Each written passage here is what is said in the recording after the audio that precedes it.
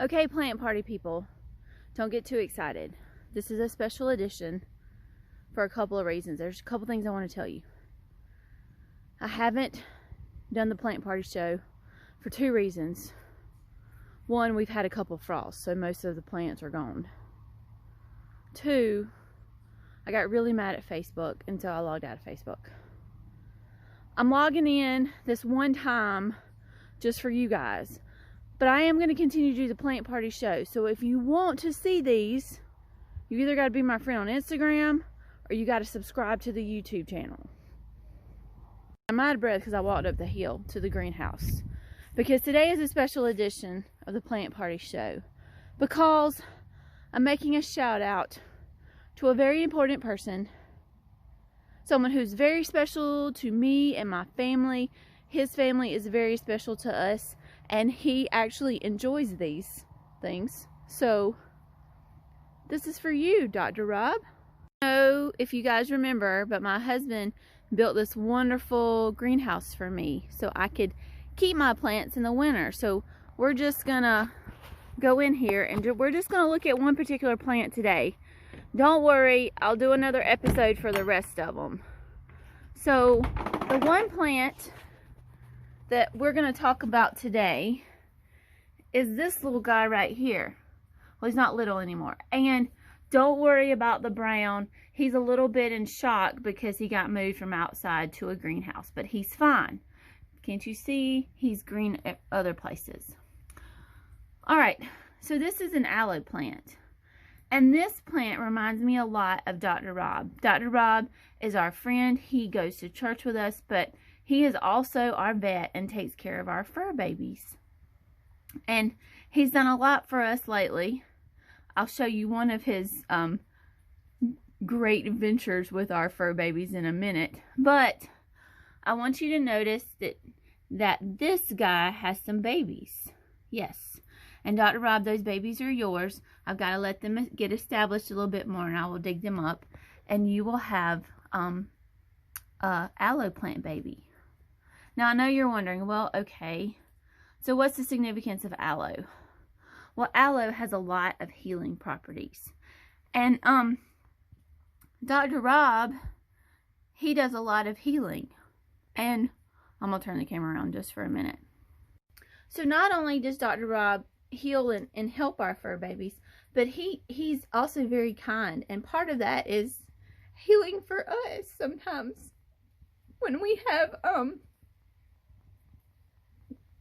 I'm sorry, but we recently lost one of our fur babies. And I know it's silly when we get upset over that, but they are like family. But he is so nice and so nurturing and so patient and so helpful that it's part of the healing process, not only for your animals, but for you when things like this happen. So, aloe. It might look, and this is not pertaining to Dr. Rob's looks in any way, because I think he's a good-looking man. Good job, Jen. But aloe can look kind of menacing on the outside, but it does so many good things. If you have burns, if you have insect bites, lots of things. If you just have itchy skin, it can help and it can ease that. There's also some things you can do with it as far as, ingestion. Like you can ingest aloe based products sometimes and things like that. Look up some recipes.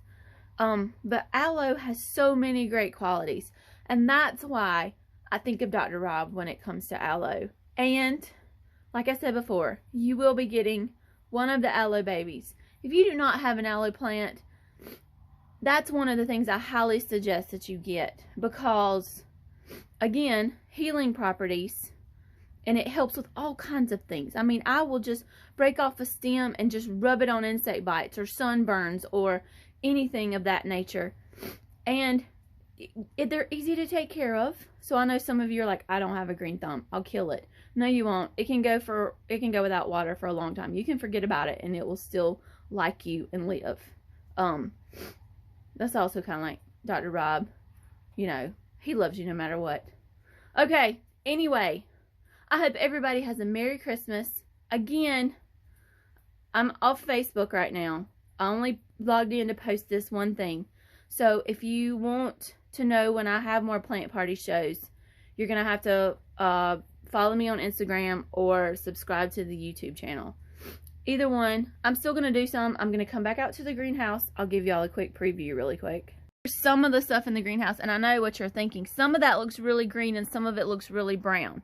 Yes, well, that's part of the experiment to see what will actually survive in the greenhouse in the winter. Because a lot of these plants are annuals and not perennials.